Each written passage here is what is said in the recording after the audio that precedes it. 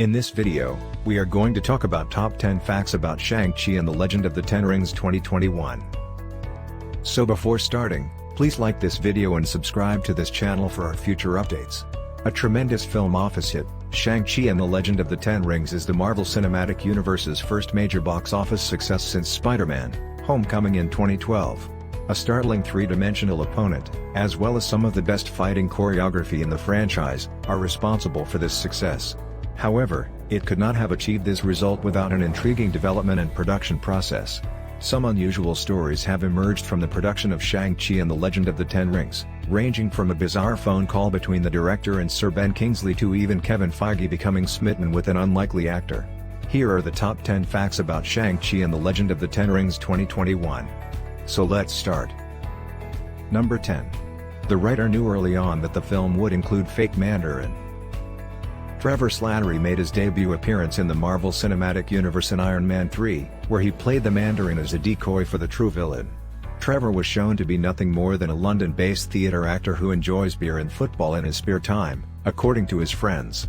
It may have made the genuine villain of the film seem a little lackluster in comparison, but the guy himself is interesting and enormously enjoyable. That's exactly what Shang-Chi writer Dave Callahan believed as well, because the character doesn't simply appear in a cameo, but he also gets a surprising amount of screen time. As much as the writer adored the character, he knew he wanted to incorporate him into the film from the beginning. Trevor also sets the stage for a Shang-Chi sequel in a number of ways. Number 9. Wen Wu was hard to write. Aside from Thanos and Loki, Marvel has often struggled to create intriguing and memorable villains, but Wen Wu is one of the rare exceptions. In Shang-Chi, Wen Wu is not only the film's antagonist, but he also has a shady history in which he tragically lost the love of his life, which is depicted in the film. That provided Wen Wu with a plot arc that so few other villains ever have, but Callahan admits that it was difficult to pen. Finding the right balance between Wen Wu being a likable figure and Wen Wu being an evil antagonist, according to the author, was difficult. The situation was similar to that of walking a tightrope, because doing too much of one thing or the other would have utterly wrecked his life. However, there is still more to his narrative to be told, as a spin-off series about Wen Wu's empire is something that fans have been clamoring for. Number 8. Shang-Chi almost had a brother. Considering that the story of Shang-Chi is mostly concerned with his family, one of the most interesting aspects of the film is his reunion with his estranged sister, Xu Xialing, which takes place in the middle of the film. Although it was originally intended for the hero to have a sister, at one point in the production process, he was actually going to be given a brother instead. Destin Daniel Cretton, the film's director, has stated that the male sibling was more affected by the Shang-Chi comic novels than the female. However, the story didn't finish there, and the director was enthralled by the concept, as he recalls the character being transformed into a monster at an early development session. Number 7. The stars didn't know about the post-credits scene until the final day of shooting. Marvel has developed a reputation for keeping things close to their chests, to the point where they even withhold major plot points from the actors who are supposed to be in them in order to maintain their secrecy.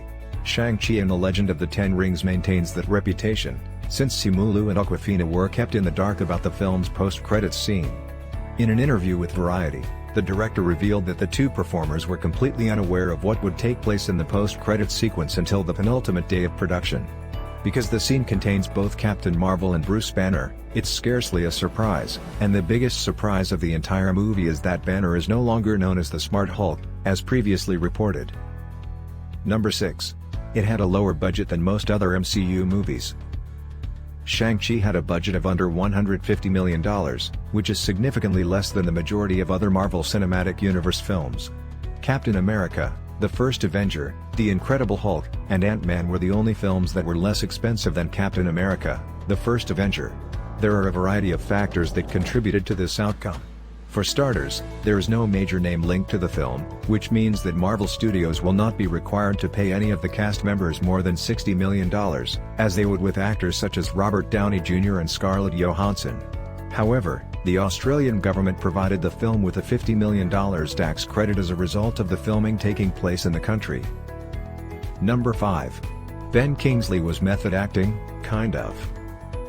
Actors of such high level who have won several awards are not known for having a sense of humor, and they take their roles quite seriously. Despite the fact that he has been nominated for 4 Academy Awards and has won 1 for his performance as Gandhi, Sir Ben Kingsley is considered to be one of the most entertaining actors off-screen as well. According to Credin, he phoned Kingsley to see whether or not he would be interested in reprising his part as Trevor. According to Trevor, Kingsley told him, he'll be directing the upcoming Marvel film. They really want you to be a part of it. Then Trevor would say something like, they want me to be a part of it? When are we going to begin? And this went on for another 2 minutes before stopping. Number 4. A fight scene was cut but might appear in another movie. For fans of Shang Chi, there are numerous similar martial arts films to choose from, which is understandable given the film's abundance of spectacular action moments. Although the film was packed to the brim with fight scenes, the director was still looking for more. There were a number of scenes eliminated from the film, but there was one particular fight scene that was cut that Credin felt was the most important and should have been included in the film. Despite the fact that the director doesn't go into detail about what happens in the sequence, he does mention that the setting was thrilling and that he hopes the moment will be included in a future film. Number 3. Aquafina learned archery for the movie. Despite the fact that Katie does not have any powers or rings of her own in the upcoming 2021 film, Aquafina appears to be an avid archery aficionado or at the very least an advanced intermediate in what appears to be an appropriate new sport for her. In the Marvel Cinematic Universe, there are many great hand-to-hand battles, and this is no less true than in Shang Chi. When the party, including Katie, defends Ta Lo from the Dweller in Darkness, one of the most intense scenes takes place, and Katie makes use of her archery skills to accomplish this feat.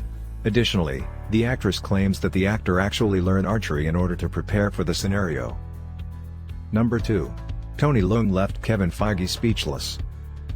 When it comes to his native Hong Kong, Tony Leung is a fully fledged movie star, and he's best known for romantic comedies such as the romantic classic In the Mood for Love and Infernal Affairs, which serves as the inspiration for The Departed.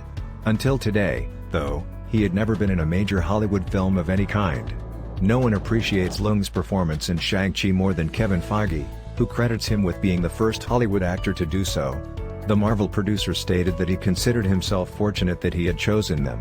After falling head over heels for Leung, Feige couldn't stop himself from calling him an otherworldly star directly from the sky when he met him for the first time. Number 1. Working with Kingsley was the highlight of the director's career.